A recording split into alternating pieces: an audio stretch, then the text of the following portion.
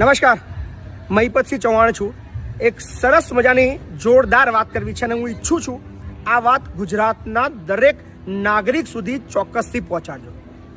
1 lakh sharing થવું જોઈએ આ વિડીયોમાં, કારણ કે આ એક શેર એક કદાચ કેટલાય લોકોની અંદર જીવનની અંદર ખૂબ કામમાં આવે એવી વાત છે. એટલે પ્લીઝ શરૂઆત કરતા પહેલા જ વિડીયોને એક વખત શેર કરી દો. ગુજરાત સરકારના એક જોરદાર કાયદાની મારે તમને વાત કરવી છે. એક એવો નિયમ છે જે રોજ કામમાં આવે એવો છે. તમે ક્યારેક વાહન લઈને નીકળતા હોય છે, તમને રોજ અકસ્માત જોવા મળે છે. અત્યારે સાધનોની સંખ્યા એટલી બધી વધી ગઈ છે કે દરરોજ અકસ્માતો થાય છે. પણ રાજ્ય સરકાર, આપણી ગુજરાત રાજ્ય સરકાર તરફથી એક જોરદાર નિયમ બનાવવામાં આવ્યો છે કે આપણા ગુજરાત સરહદની અંદરમાં કોઈ પણ નાગરિક, એ ચાહે ગુજરાતનો હોય કે ગુજરાત બહારનો હોય, કોઈ એના આઈ કાર્ડની જરૂર નથી, કોઈ પણ પ્રકારના કાર્ડની જરૂર નથી, કોઈ પણ પ્રકારના કશું જ એનું પાસે મેડિકલનું કાર્ડ ના હોય ચાલશે.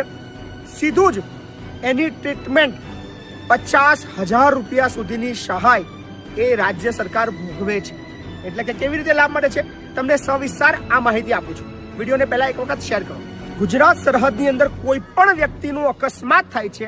અકસ્માત થયાના પ્રથમ 48 કલાક અને ટોટલ 50,000 રૂપિયા સુધીની જે ખર્ચ છે એ ગુજરાત સરકાર ભોગવતી હોય છે. એટલે કે માની લો કોઈ પણ વ્યક્તિનું એક્સિડન્ટ થાય, તમારે ગુજરાત રાજ્યના કોઈ પણ હોસ્પિટલની અંદર એને લઈ જવાના. એ ચાહે ખાનગી હોય, એ ચાહે ટ્રસ્ટ સંચાલિત હોય, એ ચાહે સરકારી હોય, એની કાઇન્ડ ઓફ હોસ્પિટલની અંદર તમારે લઈ જવાના. એની પ્રાથમિક સારવાર માટેની જે ખર્ચની રકમ છે મહત્તમ 50,000 રૂપિયા, યાદ રાખજો, એ તમારે ચૂકવવાની નથી. પ્રથમ 48 કલાક સુધી સારવાર દરમિયાન જેટલો પણ ખર્ચો થાય એમાં તમારે 1 પણ રૂપિયો નહીં ભરવાનો.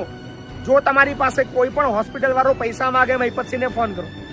ગુજરાતની અંદર કોઈ પણ હોસ્પિટલની અંદર તમારું જો વાહન અકસ્માત થાય છે એની ટ્રીટમેન્ટ માટે પ્રથમ 48 કલાકમાં 50,000ની જે લિમિટ છે એની અંદર એ લોકો જો તમારી પાસે પૈસા માંગે, મહિપતસિંહને ફોન કરો. મહિપતસિંહ તમને છાતી ઠોકીને કહે છે તમને મદદ કરશે અને તમારે પૈસા નહીં ભરવા પડે, એની ગેરંટી આપું છું.